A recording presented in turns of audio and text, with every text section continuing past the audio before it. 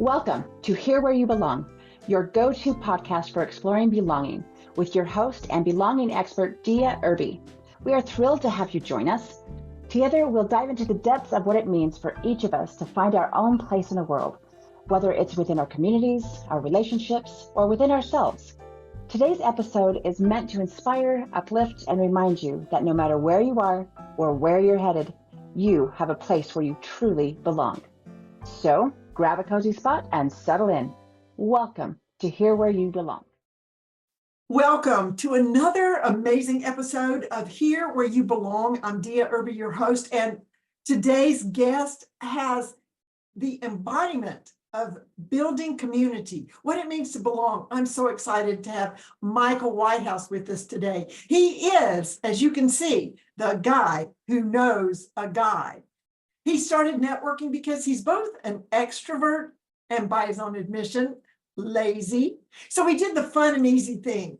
Then he found that it was easier to create spaces for community than to make introductions one by one. And now he runs over 24 awesome virtual interactive events every year, plus JV Connect, which is the dedicated virtual multi-day connection event. Every event he runs is about bringing people together one way or another, which is what I'm all about, belonging. Michael has also recently launched a podcast called Faith, Hope, and Love, which is a Christian podcast, and he has Morning Motivation. We may need him to tell us a little more about that. But wait, there's more. He has a book on Amazon, The View from the Deck. Thoughts on values, vision, and gratitude. Yes, there it is. That's what it looks like. And we will put in the show notes his free offer, The 9 Foundational Questions of Business. It's an ebook that you can access. So before I think I've introduced enough, and now maybe your computers or your whatever you're listening to on is about to explode because of all that amazingness. But Michael, what do you have to add to or take away from what I just said? All right. Well, I need to just bring you around with me everywhere to introduce me before I speak anywhere, because I love that energy. But no, what you said, the first thing about extrovert and lazy, like that's kind of what drove a lot of what I do. I started networking because I moved to town, didn't know anybody, didn't have anything else to do, but I'm an extrovert. So I just started meeting people. I did later determine that a little bit of strategy and constraint is useful, because for a time I was meeting everyone, and I try to remember how Donnie Bovine describes it. Everywhere, meeting everyone and doing nothing, or something like that. Or as I often say, the best connected Uber driver in town. So I have learned that just networking all the time with everyone, while fun for me, is not profitable, because I need to actually have an offer, have something to, when people say, hey, how can I help you? I need to say, oh, well, I'm working on this right now, as opposed to, I don't know. So there's got to be that balance. But I end up creating the events partly because they're fun, because I went to virtual events and they were kind of awful because they were just the speakers and nothing else. They weren't events. They were just like presentations. And I wanted to meet people. But then I also realized networking's more efficient in groups done right. Done right, capital, italic, underline, bold font for that part. So, when I run a group called the Entrepreneur Village every Friday at 2. And it's a group of people. It's kind of a casual, it's a casual networking group. It's a group of people, they kind of come together, they share what's going on, share celebrations, talk a little bit about their business. And networking happens almost by accident. It's not structured like BNI, where it's like we do this at this time, but people kind of get to know each other, they have fun, they connect, and business comes of it. And I don't have to make any introductions. When I do a one-on-one, I need to remember and be like, all right, so Dia, I'd introduce you to Bob, so let me send the email to Bob. Village, when it's over, I hit close, I'm done. There's nothing else to do. Same thing with JV Connect. When everyone's making their connections themselves, I don't have to make those introductions. Creating the spaces is so much easier than networking. And then I reserve the actual high energy networking, the making introductions, putting people together, whatever, for the more lucrative opportunities. I'm going to put you guys together because it's going to make a $50,000 opportunity and you're going to give me 10%. And so now I can help my wife quit her job. So it's been definitely a journey of balance. And the challenge being because I like it too much. I like meeting people too much. I like being on podcasts too much. So I can do it all the time and be really popular and broke. So I'm trying to balance that. So monetizing the belonging has, yes, we relate. I relate to that. I love, did you say Uber driver? Yes. So I Uber drive too. Yep. I It's fun, isn't it? Oh, it's fabulous. I mean, you meet a guy that tells me he's half Chinese and half Egyptian, and he married a woman from Russia, and they live in North Carolina. Uh-huh. And their child can understand 3 languages. Just interesting stories and people. Mm-hmm. But and as I'm driving, which I'm guessing you did too, you want to encourage that person for wherever they are in their life, that they have value and they belong on earth, right? So have you always been conscious of or seen the need for community, or did you grow into that? What's your background on your concept of belonging and building community? I would say pretty much always. Going back to high school, I created a fairly large community in high school. It's funny because we weren't the popular kids, but we actually at one point made a list of everyone in our circle, and there was 42 of us, which I think is a pretty large clique in high school. Now, of course, there were subgroups and whatnot in that, but yeah, we had a group we called the Gaggle. We went through a couple of different terms, like maybe the plethora. No, something else. And we finally settled on the Gaggle. So yeah, there are 42 people in that, and it was this informal community of people. When I graduated college, I could not find a job, by which I mean I didn't want to do the work to find a job. I probably could have, but I said, I'm going to start a business because my father owns his own business. My grandfather owns his own business. I'll start a business because that's not that hard, right? And I got some, I raised funds from my family who was overwhelmed by my enthusiasm. And I said, I'm going to open up a game store, and it's going to be a community space. And it won't just be a business, selling games. It'll actually be a space of community. It's interesting, actually, my grandfather, when I had a family meeting when I basically pitched them, and my grandfather said privately, like, I'm kind of disappointed. I'm like, disappointed? Starting a business? Thought you'd be excited. He's like, yeah, because, I thought you'd do something important, and you just want to play games and whatever. And I said, the idea of this place is to create a space where people will come together. They'll have friendships. They'll have a home base. It's not about the games are what we do while we're there. The community is what we have, what we build around it. And once he understood what I was actually doing, he ended up investing half of the money that I would get in total. And he's like, I don't want it back. I don't expect to be around that long. Which is funny. He was in good health then. He ended up passing away about 3 years later. So it's like he knew. But he's like, I don't need a financial return right now. That doesn't mean anything to me. The return I'm looking for is impact. So I always thought of it as half my investment was in a business and half my investment was in a community space. And I gave a good return on half that investment. My grandfather got a good return. Everyone else expected me to pay them back. Yeah. So anyway, I created a great community space. This was my first lesson in balance. Doesn't matter how great your community space is if you don't monetize it.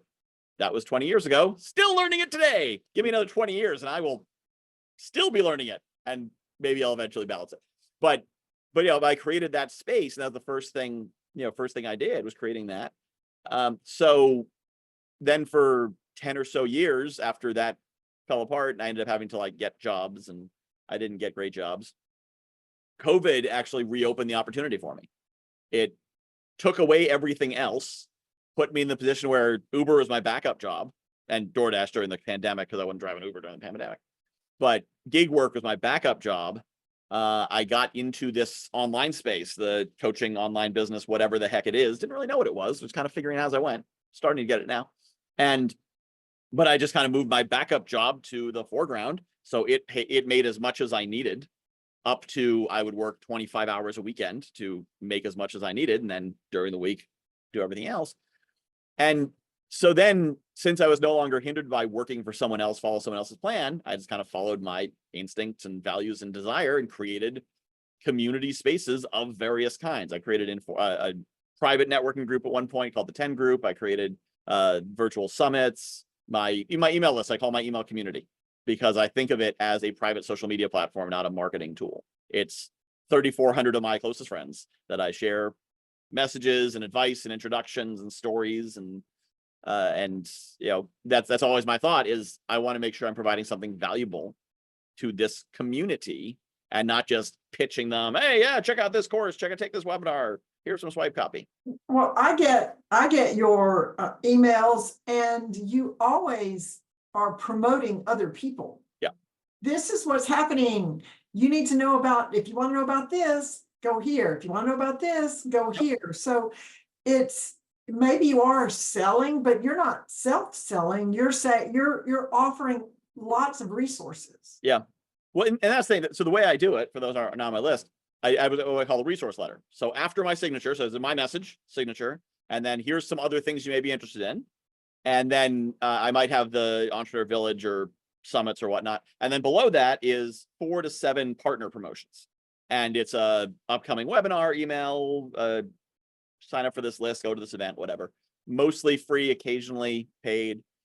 And what's interesting, if I send you an email promoting one of those things by itself and nothing else, then you're like, all right, this email's a little bit pitchy, and it will get some unsubscribes, because maybe you're like, I don't want to see this. But when I send you 4 to 7 of them at the end of another message, then, and I've gotten feedback, people saying this, they say, oh, this is so valuable. Thank you so much for assembling these resources for me. Because it's a random assortment of things. On any given day, there might be something about marketing. There might be something about hormone balancing for perimenopausal women. That's actually one of my partners, because I realized most of my audience is coaches. And so probably about 70% of my audience is women between 45 and 70. And Dr. Sands, the partner I promote, she works with women between 45 and 70, not because they're coaches, but there's an alignment in the audience. So I said, I think this will serve my community, so I share that. But so it's this random assortment of things, and you can just kind of skim through it quickly. You're like, no. Ooh. Because it's like a catalog. People love flipping through catalog. Amazon. Did you know Amazon has a paper catalog? Around Christmas, Amazon mails out a catalog, like an old Sears catalog, and it's got 90 pages of full color toys, so a child can go through it and flip through and circle what they want, because people love going through catalogs and seeing opportunities. Absolutely. So that's why I try to build that. I try to create opportunities and share that, and people really like it because they feel like they're getting value. They feel like they're getting insight to my network, and I'm sharing it with them, but I'm not pushing it. It's, if you want to see it, here it is. If you don't, you can see my name and stop reading. So what is it about? I mean, yes, you've been very successful with building communities, offering spaces of gathering. Why do you think that is successful, or why people respond to that? So people respond because it's a basic human need, whether they're introvert or extrovert. They want to feel connected. They want to feel like they belong. And so I actually created the Entrepreneur Village because I read the first few chapters of a book called Hey Hun, which is about the dark side of network marketing. Now, full disclosure, network marketing is a fantastic business model, and I know many people have been very successful with it. But what most people experience is it being done wrong. So explain further if someone doesn't understand what you mean by network marketing. Network marketing, people might also think of it or have heard it called multi-level marketing. So we're talking about Amway, Isogenics. Something where you're representing a company and you get other people to buy the product and or also sell it. Yes. Yeah, where you build a team. Your network. Yeah, you build a team who builds a team who builds a team who builds a team, and they're all selling the product. And yeah, there's companies that do this very well. There's companies that do this very poorly. There's companies that do it well, and then they get people on board who don't do it very well. But in this, in the book, the author, this is a true story. She's telling the story about how the way they would recruit is they would target stay-at-home moms who were bored and lonely. They're there with a bunch of little kids all day. They can't talk to adults. They don't have anyone. They don't really have friends. And they would bring them into this community. And they'd say, oh, we're here to support you, and we love you, and we're here to pour into you, as long as you're working, as long as you're recruiting your friends, and as long as you're doing the work and selling and putting up numbers. Because if you're not our friend anymore. So they were providing this deep human need with the string attached. This is also how cults work. People feel isolated, they feel lonely, they feel disconnected, and the cult will say, we'll love you as long as you follow the rules, as long as you join us. So I've seen so many places where that need for community was satisfied in a predatory way. I said, I'm going to create the Entrepreneur Village. And the purpose of it will be to create a community that is not expecting anything from the members. I don't charge for it. I don't expect people to buy anything from me. I just wanted to create that space and see what happened.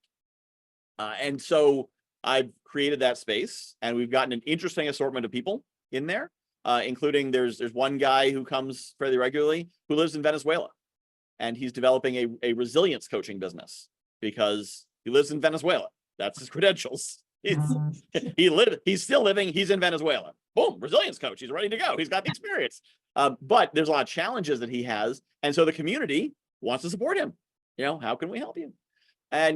But there's a number of other people who are there. Some are there every week. Some are there intermittently. But I wanted to create this space where people could go and feel that support without the strings attached.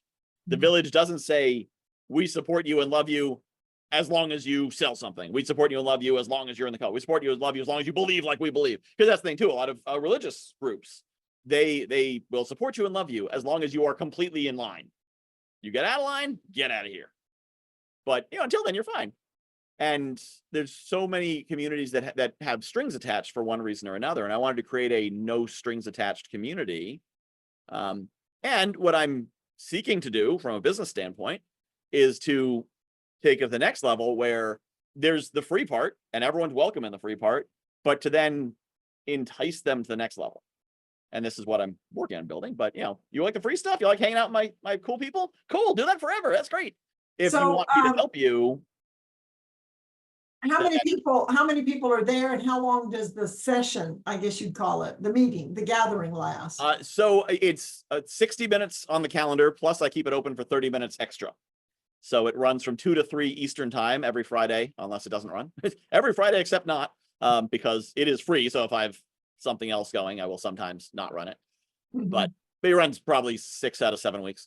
And then from 3 to 3:30, I leave it open. So if at 3 o'clock people want to stick around, and I bring in guest speakers who started around quarter to the hour. And so some of those speakers are really engaging, and people are just like asking them questions all the way up to 3:30. Sometimes the speaker's done and people are like, whew, they're done. Anyway, let's have a conversation. And sometimes at 3:03, they're like, cool, peace out, see you next week. So I leave the room open, so I'm not just shooing everyone out right at the end. One of the things I found most powerful that I borrowed from the way Rich German ran the JVIC events is that we always open with celebrations. And originally it was a matter of setting the energy. Let's start with celebrations, start positive. And then I realized celebrations are a better introduction than the introductions. We do a quick 2-line intro. So I do this format of, how what I do is, which lets people know what you do in 8 seconds or less. Really great intro. But when you do the celebration, often the celebrations are, what I'm celebrating is I just published my 3rd book. Oh, great. Put the link in the chat. And if you did that in an intro, hi, I'm so-and-so, I do such and such. I just put out a 3rd book, blah, blah. Yeah, okay, whatever. But I'm celebrating. I just put out my 3rd book. We're going to celebrate with you. Put the Amazon link in there. Let's see it. Yay.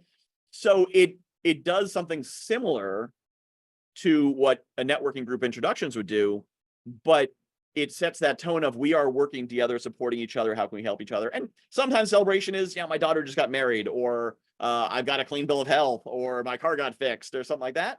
But sometimes it's also something in business of, the summit we did last week was a huge hit, or JV Connect is next week, or, you can, done effectively, you can both maintain the spirit and also promote what you want to promote if you do it a little strategically. And it just sets a great energy for the room because we're celebrating together before we do anything else.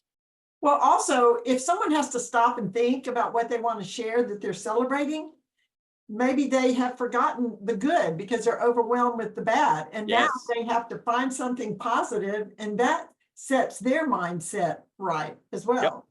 Yep. Yeah. And that's true. I've seen some people have a lot of trouble celebrating.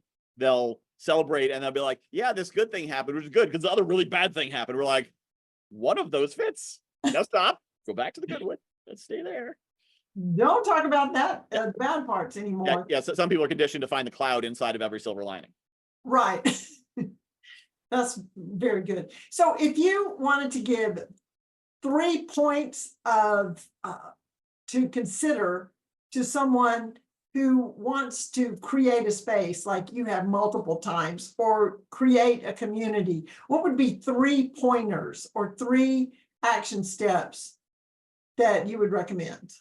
The first thing I'd say is be clear on your goal, because you will create what you set out to create. Well, obviously. But if you say, I'm creating a community so I can monetize it, you are creating a monetization platform that has community elements. If you say, I am building a community, you will build a community. So you need to be very clear on what your goals really are and aware of that. Now, if you're all saying, I want to build a community and I want to monetize it, but I really want to build a community, that's a matter of being conscious of where your mind is pulling in 2 directions and being conscious of that. That's what I did with JB Connect. I said, I want to create the greatest networking event ever put on the internet, and hopefully it makes money. So I am pretty sure I did create the greatest networking event ever put on the internet, because every other networking event is a profitable revenue generating, lead generating experience that's built on networking. And I started with the greatest networking event ever put on the internet. It doesn't make as much money as the other ones, because that's not what it's primarily built to do. It's primarily built to do that. So, be aware of what the goal is you're working towards, and aware that you will consciously and subconsciously drive towards that.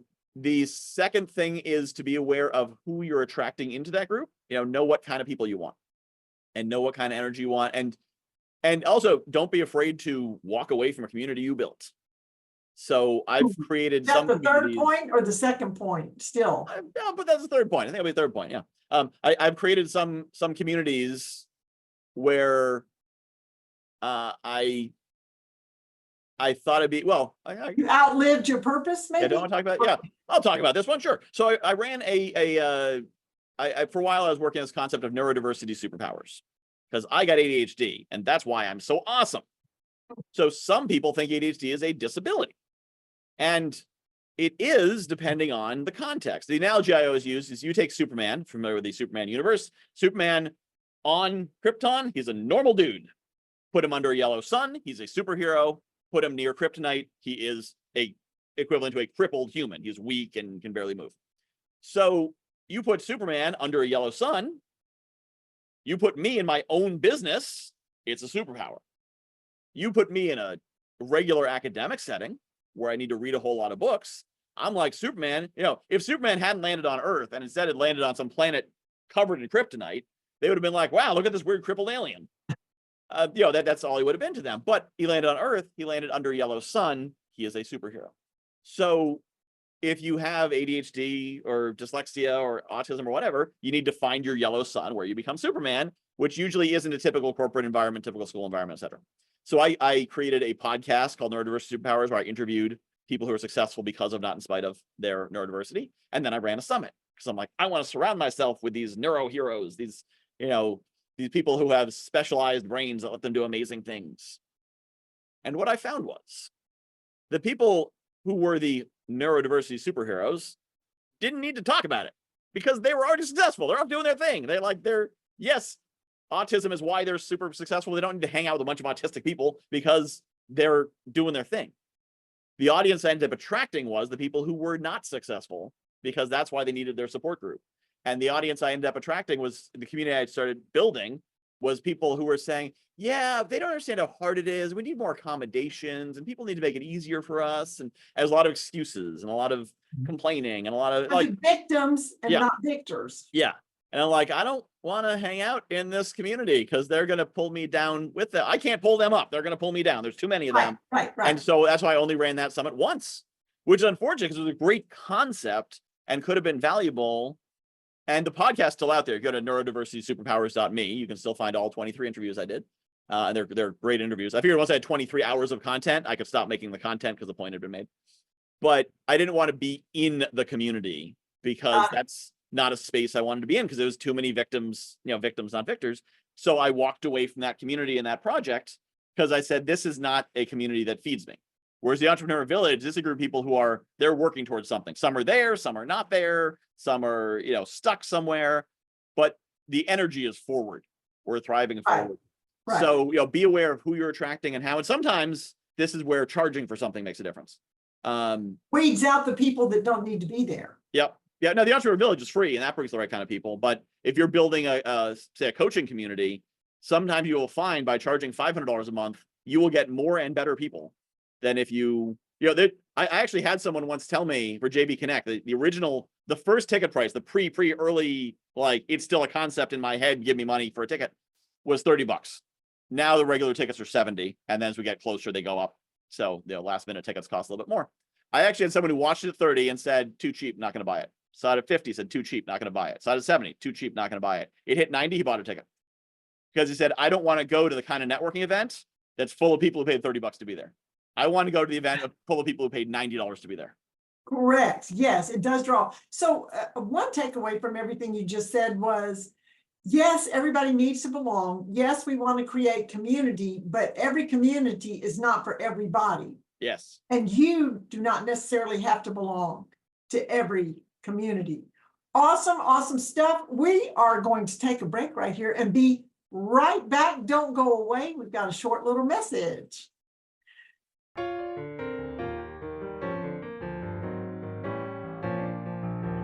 Hey there. Isn't my guest amazing? So glad you joined us today. In this world that often feels disconnected, building community and fostering belonging are essential. That's why I created this podcast, to bring inspiring people to you, to encourage you to create that sense of belonging and community, no matter where you are. If you're being blessed by my guest, and we have some more, like, subscribe, and share this podcast. You know who needs to hear this. Stay connected, stay true to yourself, and always remember, you belong. Now, back to our amazing guest.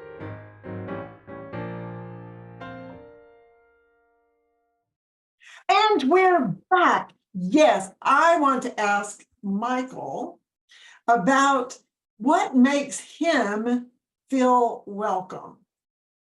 What makes me feel welcome? Or makes you feel like you belong? I guess the first thing is just being welcomed. So, those signs of, now in a virtual space is different than in a live space, but I think about the church I currently attend. And I moved to Connecticut, tried visiting a number of churches, didn't like many of them. And what really, the first memory I have of the church I went to, I actually arrived late because I woke up one Sunday morning, hadn't been going to church, Googled, found it, and I'm like, this looks good. Huh. It's, by the time I got the door, it's 9:50, takes 15 minutes to get there, it starts at 10. So I'm driving there, I get there at 10:05, I'm late, nobody knows me, new person. And so I come in through the door, and one of the members looks up, sees me, scooches over and says, have a seat, or waves me in. And I had a seat. And I was like, wow, this is welcoming. She doesn't know me. I'm late. I've, transgressed in some way. And she's saying, welcome, come sit with us. Versus other places I went to where it almost felt like, right, we're supposed to be welcoming. So I guess you're allowed to join us. There's seats, go find one. I'd go to the coffee hour after no one talked to me. And these were the churches I did not go to. But it's the same thing with any kind of community is do I feel welcome? Do I, and the next level is, do I feel supported, and are they willing to help me and whatnot? But first it's, do I feel like I'm actually supposed to be here? Am I in the right room? Or are they looking at me like, what are you doing here? Yeah. My husband and I pastored churches for 40 whatever years. And we were working in this small Alabama church, and we were building up the congregation, and we had a visitor that came. She was, most of the people in town knew it was a very small town. Don't go there unless you can drive a Cadillac to the church, right? So she came in and sat in a pew, and one of the men, he didn't stay with us very long, that had been there forever, stopped and looked at her and gave her this, what are you doing here kind of look, because she was of a different class, so to speak. And she goes, I'm sorry, am I in your seat? Are you ready for what he said? They're all mine. That is not welcoming. Wow. He doesn't get him to Jesus. he wasn't, yes, his family did build the church, but he didn't stick around. So another thing that makes you feel welcome is that you're able to provide a service, that people recognize your gifts and that you can be a contribution. Yeah. So that also helps. So you say that your greatest accomplishment, and we have just heard testimony upon testimony of what this is creating a network of amazing people around the world on every continent who think I'm a pretty cool guy. Well, you are the guy who knows a guy, totally, and you have. That is a great accomplishment. Your favorite quote? Do you want to say it, or do you want me to read it? Sure. And actually, let me touch on the secret to how I did that. Something that would be like, how did he make his network around the world? Yes, please. Tell us. The around the world part's easy. We're in this global post-geographic time. So Right. I got on Zoom. That's how I got around the world. How I got the network of people who think I'm a pretty cool guy is I go into every encounter saying, what value can I create in this encounter? And this doesn't mean giving them money. This doesn't mean buying something from them. It means an introduction, advice, or an offer, and rarely it's the offer. So generally, I'm going in looking for someone I can introduce them to, or something I can point them towards. And it doesn't take a lot. I don't need to spend the entire call being like, how can I help you? Okay, well, let me connect this. I used to make 9 introductions on every call, and I realized that overwhelmed them. They don't want 9. They want 1 or 2, maybe 3. But just the willingness of saying, who would help with that? Oh, do you know this YouTube channel? Have you read this book? Just recommending a book or a YouTube channel, or even, oh, I read an article about that. Here, let me send you the link to it. Just something that says, I care about helping you with what you're doing, puts me in the top 10% of networkers in the world that they talk to, because the other 90% are trying to sell them something. So because they have a focus on networking in order to make money, and you're networking to build community, which means bringing something to deposit in them. Yeah. So if you focus on that, and people will feel that difference immediately. For the longest time, like, I don't know what I'm doing. I don't know why people are getting so excited about this. And then I thought about it, because I'm focusing on what I'm doing and how I'm projecting, and not really thinking about what people are projecting the other way. And of course, I kind of control the conversation because I do a lot of networking. And then I started thinking about, wait, what if I wasn't, where would these conversations be going if I wasn't controlling them? They'd be meandering into, they're doing some needs analysis, or, a lot of people know not to sell in networking, but they don't know what to do. So the conversation is kind of like, hey, yeah, so where are you from? What's the weather like there? What kind of car do you drive? They're trying to like find something. So it's either pushy or awkward. And so I'm like, how can I help you? And that puts me ahead of most others. If you just take that advice, just go into every meeting and you're looking for one way to help this person, you will now have direction. So you won't be listlessly wandering the wilderness with them. And people will get the impression of, wow, but you also have to want to. If you're doing it reluctantly, they feel that. So that's really, if you're doing it as a strategy, so people will think you're cool. Yeah. You have to, it's okay to realize this will make people like me and I'll give you benefits. But you have to start from, I want to help people, and that's going to give me benefits. And because I've had to become more strategic over time, because just helping people gives you a great network, but still doesn't make any money. And great networks don't pay the bills. Money makes pay the bills, but people want to help you if you are a good person and want to help them. Well, you're building trust. Yeah. Because you're not selling to them. Yep. And so when you offer something that they really want, then they're going to jump on it because they trust you that you're doing it with value. Yeah. And that's the thing to remember when talking in the sales conversation. The first question they're asking is like, do I care about this? It's important to me. And then the second question is, will the solution you're offering help me? And the third question is, do I believe all that crap you just said you can do?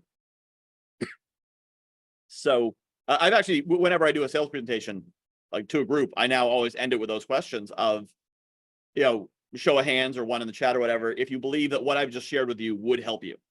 Yes or no? Okay. Question 2, do you believe that I can deliver what I've just shared with you? Yes or no? So if you didn't say yes to both those questions, you can go, because all I'm going to talk about now is price. And there's no point in you learning what it costs if you don't trust I can deliver. Right. So, but when you get those 2 yeses, they're like, yeah, no, that would be good. And yes, I believe you can do what you say you can do. Let's go. It's also very upfront and honest. I'm not trying to, the way I used to sell was like, oh, let's see if we push this through before you notice anything. And now it's, do you need this? No? Cool. That's fine. I'm glad you were here for the value I already brought, but Yep. You're welcome to leave now. Yep. And then, do you believe I can do this? No. All right. Well, let's not talk about price yet. It doesn't matter. Let's continue to develop the relationship until you do have enough trust, or until you're quite sure you're right, I can't do it. Either way, but let's turn that maybe into a yes or a no, but we're not going to do it today. You can't overcome a trust objection in real time. And so then I know, so I'm not going to push.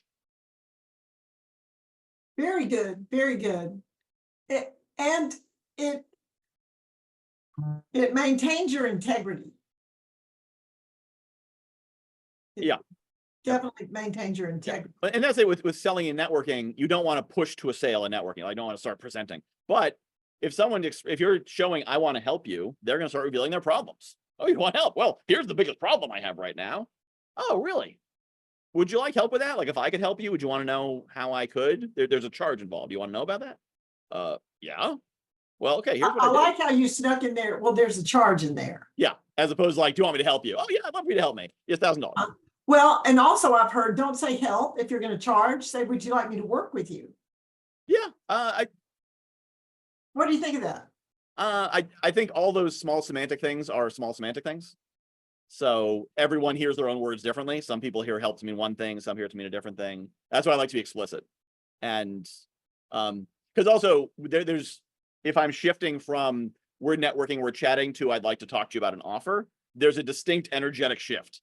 And it's intentional, because I don't just want to be like, oh, here's what it costs. You're like, what? Whoa, I thought we were networking here. Hey, get your hand off my thigh. What's going on? Yeah, I want to be very clear that we are transitioning the conversation. I used to say, you should actually say, I'd like to talk to you about this, but we should do a separate call because this is a networking call. I've since realized that's actually diminishing value, because if they're ready to go, let's go. Like, when I thought of money as a dirtier thing, I wanted to separate those into two things. Now it's money is another form of value. And now that I hang out with a lot more people who have a lot more money, I realize that, their time might be worth $500 an hour. So if they just spend half an hour with me, if I have something I want to charge them $100 for, that's nothing. They just spent $250 of their time with me, $100 of their money, whatever. Here, yeah, you need money? Yeah, take some money. That's why I've always focused to more like with my summit offer, I have a fully done for you offer. So I do all the work because I want to work with people for whom time is more valuable than money. I'll take care of that. But it's, as they reveal they have a need, then I might say, it's interesting you mentioned that, because I actually have a program where I do this, this, and this, which helps people with exactly that need. Would you like me to share more with you about that?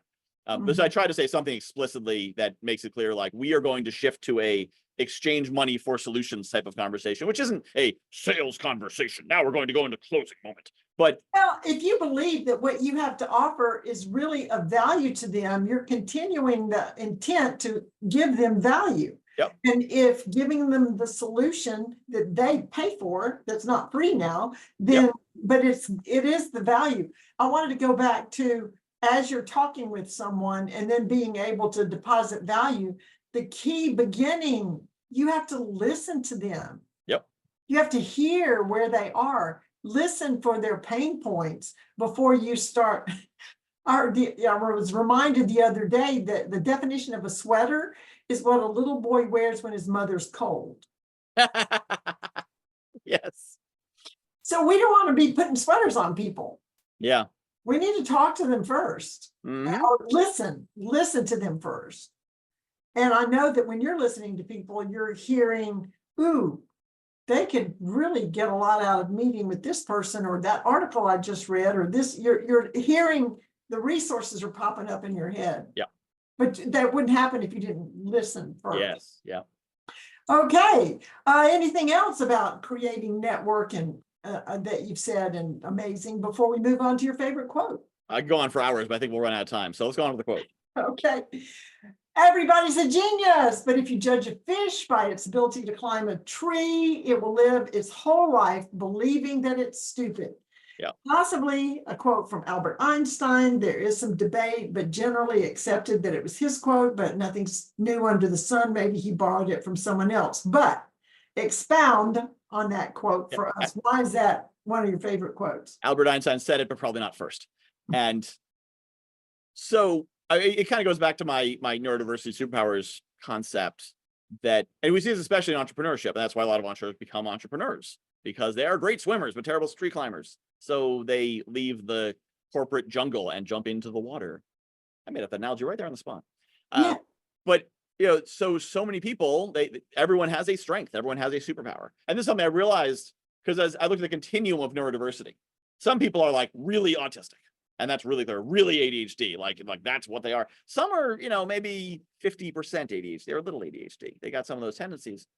And so when does someone become neurodiverse and not? And then I realized, oh, when they're born, everyone's neurodiverse because every brain's different. Some are different enough that you can group them in. So, if you think about, say height, when does someone become tall? Well, if they're 6'6", they're definitely tall. If they're 5'11", are they tall? Well, they're tallish, they're okay. If they're 5'6", they're not tall. But they might be tall among, a bunch of people who are 5 feet tall. So that's the same thing. It's that continuum. But everyone has something they're really good at, some set of gifts, some area they thrive in. And one of the biggest mistakes most corporate environments create or make is seeing people as interchangeable cogs. And now if you're running a McDonald's, then your people are kind of interchangeable cogs because the system is built not to maximize each worker, but to maximize the efficient, have a system with interchangeable cogs. So if somebody quits, someone else can hop right in and go. But if you're running an office, if you're running a marketing agency, if you're running a, executive office that's really making strategic decisions, you don't have interchangeable cogs. You have specific people with specific jobs, specific strengths, and you need to make sure they're working in their strengths and let them do that. And then a lot of people in the entrepreneur space, which is where I operate, not much in corporate, they then carry their boxes with them. And so they're like, well, I need to work 9 to 5. And that's when people work. So that's when I work, even though, my best working time is from 10 p.m. to 4 a.m. But I should really work 9 to 5 because that's, if I sleep till noon, I'm not really working. And they don't break out of that and realize you're an entrepreneur. You can sleep till noon as long as you're working at night, or, you can work with music playing or in silence or with cats around you or while eating, whatever works for you works. But you have to stop judging yourself on your tree climbing ability and figure out what are you really good at and then do that thing. And, sometimes you'll find there's things you're not good at, you can just discard. Sometimes there's things you're not good at, you can delegate, hire someone else to do it for you. Or, and sometimes you'll say, okay, I'm not good at that, but I can get by with it as it is. There's certain parts of my business that I'm not great at, but I'm good enough to get the job done. And as it grows, then I can bring in people I can pay, but I can also partner. I'm really good at creating community spaces. I am decent at the marketing material, the sales copy, the follow-up sequences and whatnot. I'm going to be partnering with someone who's really good at the copy and the funnels and the monetization, but not as strong at building the space. He builds good spaces on events, but not as strong at it. So I'm going to do what I'm good at. He's going to do what he's good at. And we're going to have an amazing done-for-you summit program with amazing marketing because we're partnering on that. And, it's not necessarily a full business partnership. We're just combining to make an offer. But that's the thing is think about, like, there's no wrong way to eat a Reese's. There's no wrong way, except that if you're a fish, you got to find water to swim in. That would be the wrong way for a fish to climb a tree. Yes. That's the only part, is when you're not being totally who you are created to be, using the gifts that you were given. So we're created for specific works to accomplish, for the works that were prepared before us. And we're designed with those abilities. Yep. So we need to be working on the things we were designed to work on and accomplish and bring to the world. That's our value to the world. Yeah. Absolutely. So in line with that. So Michael, this has been phenomenal, full of so much advice and information. Any final closing advice, message, word you'd like to tell the listeners? The final message I'll give is especially for anyone who's having trouble finding where they belong and not haven't found a community, is the world is big. My daughter she's out of 4th grade now. And sometimes some years she had trouble making friends in her class and she gets upset. She tries too hard. She's like, I got to make friends. And I told her, there's 17 kids in your class. There's 8 billion people on earth. If you're not friends with any of those 17 people, that's fine. The probability that the people who are your fit are in those 17. So if you make no friends this year, doesn't matter. There's more people somewhere else you can meet. Because that's what I've learned going to the internet. is my people are all over on every continent except Antarctica. Haven't met any there yet, but they're in dozens of countries. They're all over the place. They're all over this country. And so I have surrounded myself with my kind of people. And so if you find yourself in a community, you're like, I don't really like these people. They don't really like, or worse yet, they don't really like me. Find other people. That's not you don't belong there. Yep. You do belong, but that's not where you belong. Yes, you don't have to stay in the and if you are stuck in a place, you're in a job, you're at a school, you're whatever, and you can't leave, bide your time, do what you got to do. It's okay if you don't have friends. You'll find them in the next place, or have friends online or friends somewhere else. But if you can leave, it's okay to leave. If you've been in going to the same church or in Rotary or in whatever for years and years, but you're just not, you don't feel like you belong, leave, go somewhere else. Even if you're in a small town, you probably got access to the internet. I know that because you're hearing the sound of my voice. So find some way to connect to them, or find other groups. Maybe there's other people who are feeling like they don't fit in and you can belong together. But you can either find or create the space that is meant for you. If you're not in it, don't be afraid to leave the spaces that aren't meant for you. Yes. So you can create it, and it's okay to explore and discover you don't belong there, and then move on and explore a different place. Amazing, amazing. We're going to have all of your resources, like your free download and the link to your podcast and just all your awesomeness, the guy who knows a guy. And I so appreciate you being with us today, Michael. You are a wealth of information about community building. And I want to remind my listeners to stay connected, stay true to yourself, and always remember that you belong. Until next time, bye now. Thanks for having me.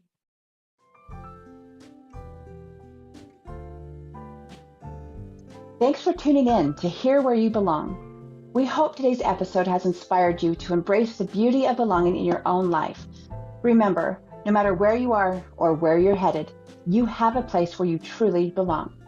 Join us again next time for more insightful conversations and heartwarming stories. Until then, stay connected, stay true to yourself, and always remember that you belong.